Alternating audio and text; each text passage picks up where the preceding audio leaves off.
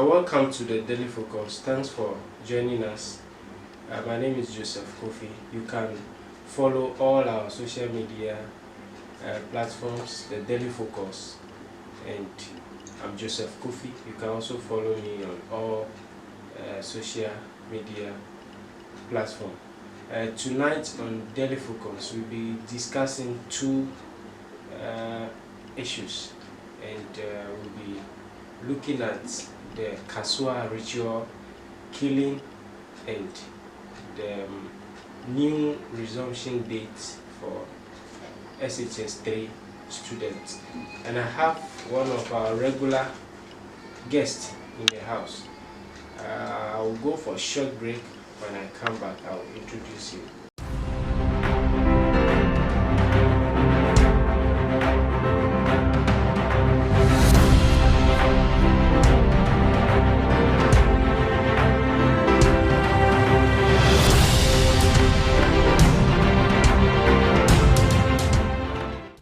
You are welcome back to the Daily Focus. My name is Joseph Kofi. As I said earlier on, we'll be discussing the Kasoa Ritual Killing and the new dates for SHS 3 resumption. And I have in the house Bontu Ose Akins Waston, one of our regular guests, who is educationist and also a politician. Tonight he will be helping us to look into these two issues currently happening in Ghana and then the way forward. Mr. Bontu, you are welcome to the Daily Focus. Thank you, my brother. It's been a while. Yes, after a long political campaigns, moving helter-skelter or coming through the country, sure, especially my beloved region, Uti region, as well as my beloved constituency, sure, the Buim constituency. We decided to take some holidays so that we will regain our voice and our strength. Sure. So let me say good evening to your cherished viewers, Okay. as well as my beloved constituency, Okay. which is And the now it's your family. Oti region and the Buim constituency as well. Yeah. The family is doing well, Okay. and it's good to be back here once again. Alright, viewers, this is the Daily Focus. My name is Joseph Kofi. We have Bontu Ose Akins in the house, and we'll be looking at the Kasoa Ritual Killing and the new dates for the resumption of the SHS 3 students. So we are going straight to the point. So I hope you've heard about the Kasoa Ritual Killing. Oh yes, I heard it, I think, early this week. Okay. Yes, early this week. It was in the news all over that I think a 17-year-old boy and a 15-year-old boy killed a 10-year-old boy. And the reason behind it was is for ritual purposes. Yeah. And it tells us a lot as a society, Okay. or as a country that we live in. I would say we are living in a situation that if we are not careful, Yeah. the next 10 years or less Yeah. to come, things will not be so smooth in this country. I'm saying this because I would say everybody in this country is to be blamed. Okay. Right from the top to the grassroots. Everybody is to be blamed. Why am I saying everybody is to be blamed? I think the executive, the president and his ministers, Okay. the legislature, as well as the judiciary, Okay. and the entire society, or those who matter in society, didn't live up to expectation. Why am I saying this? In fact, during the COVID era, Okay. I mean when the COVID situation was severe and we were even forced to go. We those in Greater Accra and Greater Kumasi were forced to go on a lockdown.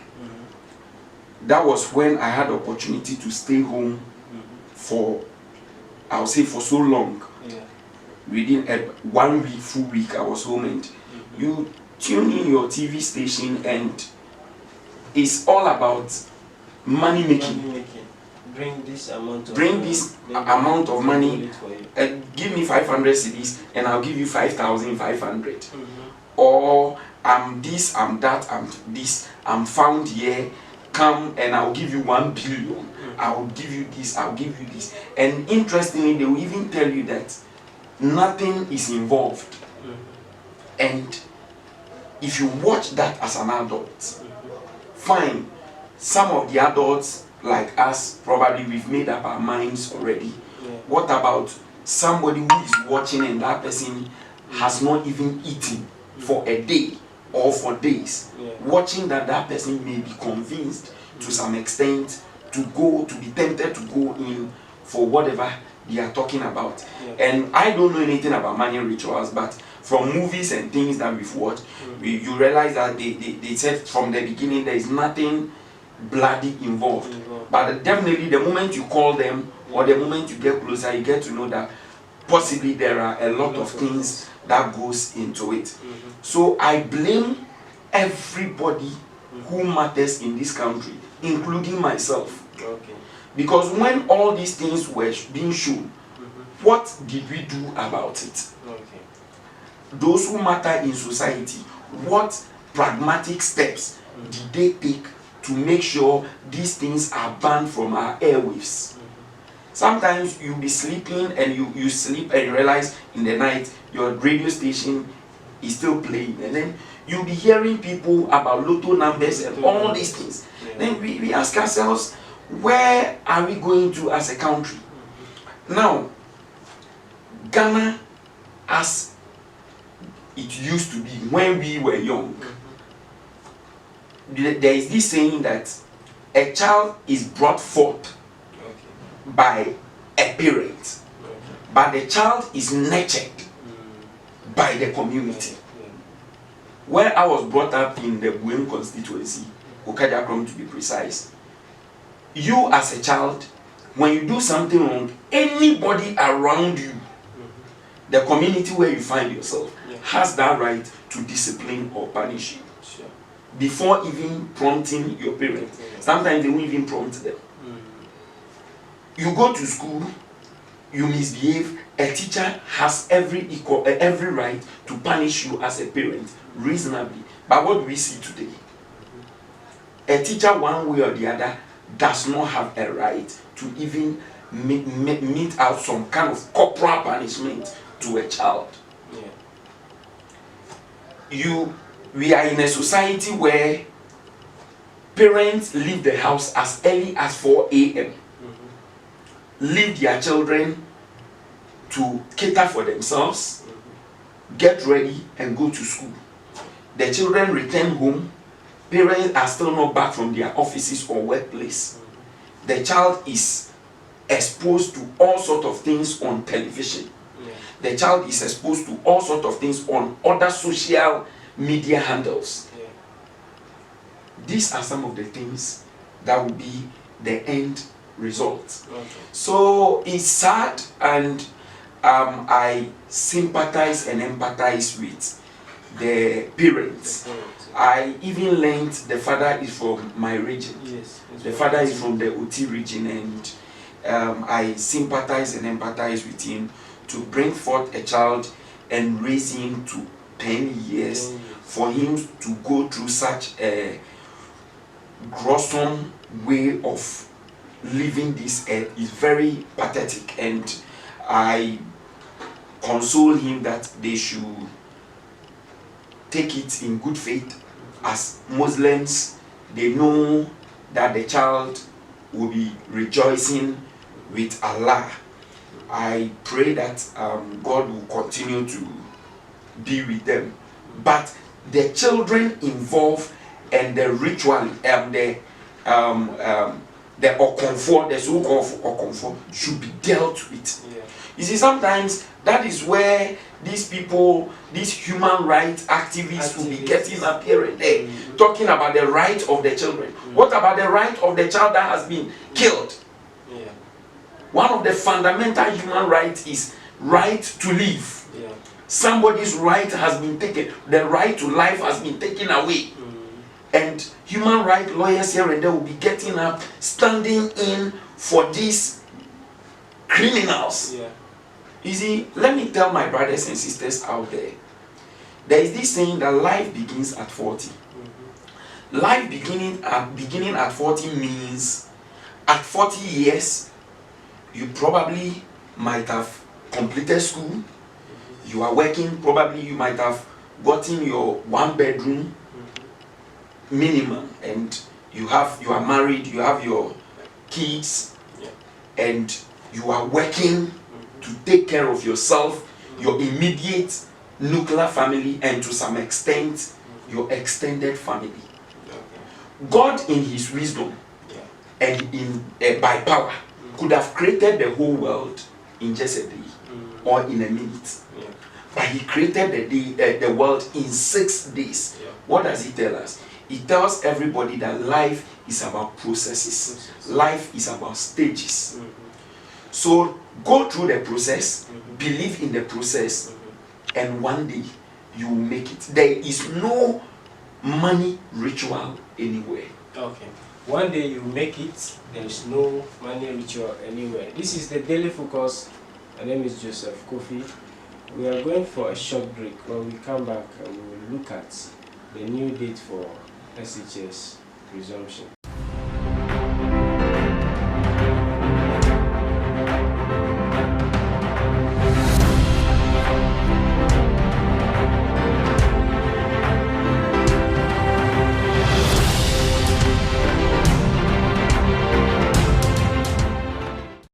Hello viewers, you're welcome back to the Daily Focus. We are having discussion on the Kasoa Ritual Killing and the new dates for SHS 3 resumption. And I have in the house Bonto Ose Ekins, who is an educationist and a politician. And we are going to look at the new dates for the SHS 3 resumption and the matters arising, how we take it and how the students also react when they heard about the resumption, the new dates for their resumption. We are back. Yes, my brother. Yes, so earlier this week there was I don't know, it's a brouhaha or saga concerning the new resumption of the SHS 3. I learned some even went to the school.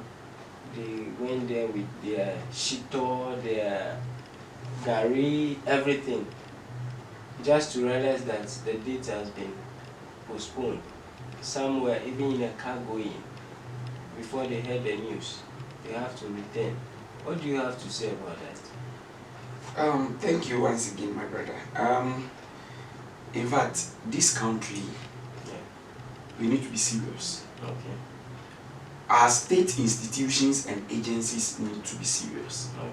Sometimes we need to forget about politics and speak to the issue. Okay. And tell our agencies and institutions what they need to be told. If I were the president of this country, I would have fired the Director General of the Ghana Education Service, Professor Pukwamangwa. Okay. I would have caused a lot of reshuffle so far as the leadership of the Ghana Education Service is concerned. These kids were home for at least 1 month. Okay. Within this 1 month, you couldn't take a decision on on their reopening date, or you couldn't decide whether you are postponing or not their reopening date till the day of reopening. Let's look at it from two angles. The idea or the mentality or the explanation to the postponement was an excellent thing. These kids, if they had gone to school this week, or if they had gone to school on that 5th, they would have come back home after 1 month. Stay home for about a month again, and then go back to school till they are done with their exam in October. So, as we all say, we are not in normal times. So myself, secondary school kids going to school and then coming home on vacation, I've been one of the persons or people against it. Because the child can come home healthy, return to school with COVID-19 and infect or transfer the virus up to his or her colleagues. So the issue of they coming back home, going back to school after a month, coming back again, naturally or health-wise wasn't advisable. Another idea of they staying for 1 month and then going to school after this coming this very month, or going to school in May and staying till their exam, till they are done with their exam, was an excellent thing. But the timing, they got it totally wrong. And I heard all those who matter in GES. I heard Professor Pokwa Mankwa on some of the media houses pleading with explanations. And that is uncalled for. I have 2 wards in secondary school form 3. One is in Kufuodia and one is in Accra. The one in Kufuodia should have left on that 5th. So I just told her to wait so that the following day I'll drive her to school. So if I had allowed her to leave on that 5th, she would have been on her way and get the news that school has been postponed. Or if I had decided to drive her to school on that very day, meaning I would have left home very early, I would have left her in Kufuodia, returned to Accra, only to hear the news that school has been postponed. We have people in Accra schooling in the northern region. We have people in the northern region schooling in Kumasi, schooling in Accra. Some move as far as from the north to the Volta region. What explanation do you give to such parents and kids or wards that is explanatory and reasonable enough? What is the reason behind the postponement?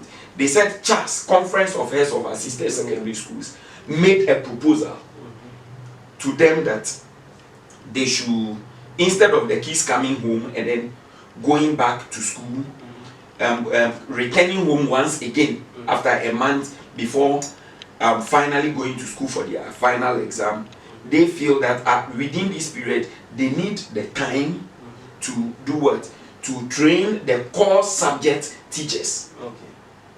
And they also need time to put 1 or 2 things in place. So are they trying, is GES trying to tell me that this proposal was made to them on Sunday? So even if, let's assume, without admitting that the proposal was made to them on Sunday, what do you do as the director? Professor Pokwa Mankwa is a fine, renowned educationist, and we expect him to know better. So, irrespective of the explanation we give, I think, we need to get this thing serious. Our educational system is being messed up by the Ghana Education Service. Let's even leave the Ministry of Education out. Let's leave politicians out. Because if a politician makes a proposal to you as the GES boss or as the agency in charge of education, you being the brains or the technocrats, so far as education is concerned, you have to tell them it's right or wrong. Therefore, it shouldn't be implemented. Let me just chip in this. But don't you think that when they try to tell those who place them there that what they are bringing on board is wrong, they will remove them from there? You see, sometimes dignity,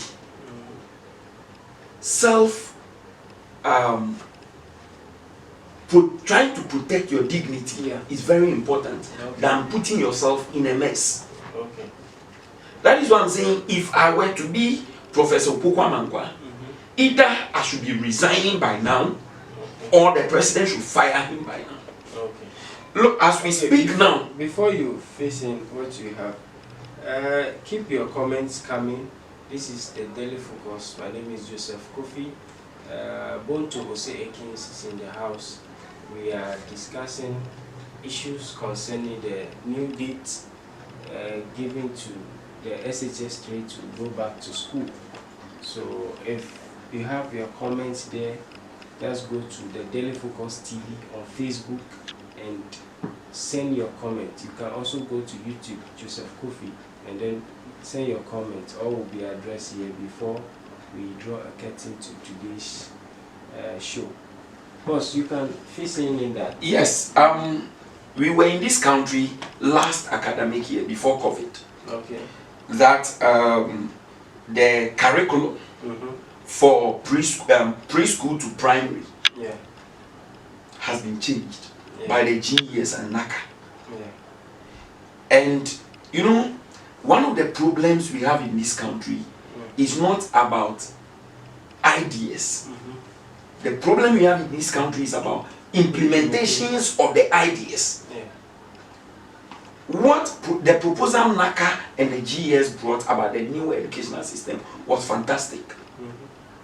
But we were able to run this curriculum, this new syllabus for 1 full year without the recommended or the necessary textbooks. And I can tell you that we have schools in this country that were still running the old curriculum. As we speak now, the syllabus has been changed so far as the JHS1 is concerned, because it's supposed to be a continuation of the syllabus that was changed in primary. There is this common core program. As we speak now, we are almost drawing curtains. Schools are vacating next week, next 2 weeks. As we speak now, there is no single textbook available for the JHS ones. As we speak now, no single teacher in this country has been trained to handle these subjects or to handle this new curriculum. They always say they are trained. So why don't they wait, do all the training, implement it next year? My brother, we have gotten to a point in this country that we need to stop blaming NDC and MPP and blame or hold our state institutions accountable. Look at what is happening with our power system these days. Let's leave politicians out. They will come and speak all the grammar. But NDC will not be in power forever. MPP will not be in power forever. ECG will be there forever. GRIDCO will be there forever. NETCO will be there forever. Let's hold those institutions responsible. They come out with all flimsy excuses. Today they are doing routine maintenance. Today they are doing this. Tomorrow they are doing that.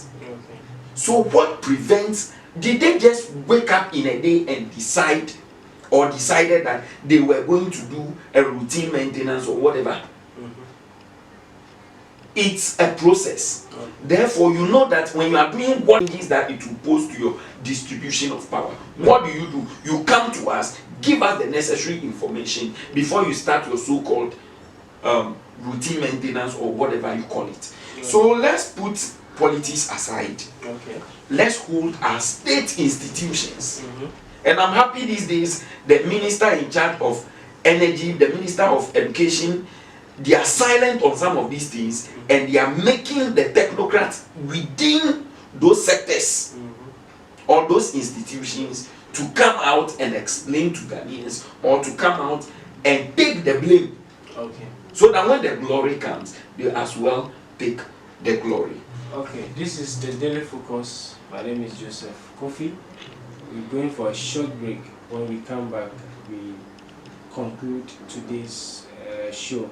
This program is being sponsored by Academic Coaches Ghana, and then Chris Joseph Multimedia College. You can call them on 0545 41 4427 if you want to enroll in any of our programs, either presentation, camera operating, movie acting, video editing, and also you want home tuition across Ghana and outside Ghana. You can call Academic Coaches on 0242 329696. You call them and then they will also attend to you. So we go for a short break. When we come back, we draw curtains to today.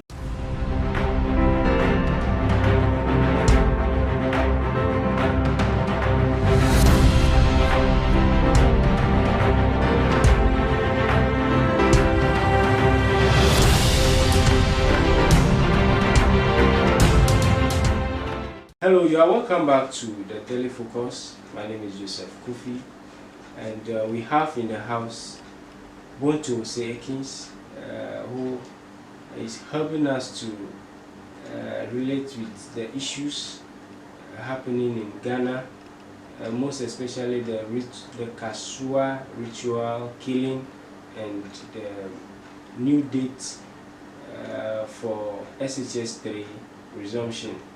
Mr. Buntu, I think you've spoken a lot, and you just have to wrap up and then we draw a curtain to today's show. Okay, thank you. Before I leave the show, let me extend my greetings to my beloved people in the Buem constituency. Okay. Especially the polling station executives, Okay. as well as every NPP member in the Buem constituency, and my people from Okajakru. Okay. Let me say a very good evening to all of them. But let me just say that for us to move on in this country, we must continuously hold our institutions, agencies accountable. Okay. Because we put them there, Okay. and they must account to us. And finally, my word or my words to my younger brothers and sisters out there: Rome wasn't built in a day. Okay. God did not create the world in a day. With all his powers, he created the world in days. Yeah. What it means is that life is a process, Okay. and there is no shortcut to heaven. Okay. Therefore, there is no shortcut to riches. Okay. Mr. Buntu, thanks for coming today. We are grateful to have you. This is the Daily Focus. My name is Joseph Kofi. Thanks for watching. Thanks for sending your comments. You can keep sending your comments under our videos. Like our pages and then share and subscribe to our YouTube channel. Joseph Kofi is the name. See you next week, God willing. Bye.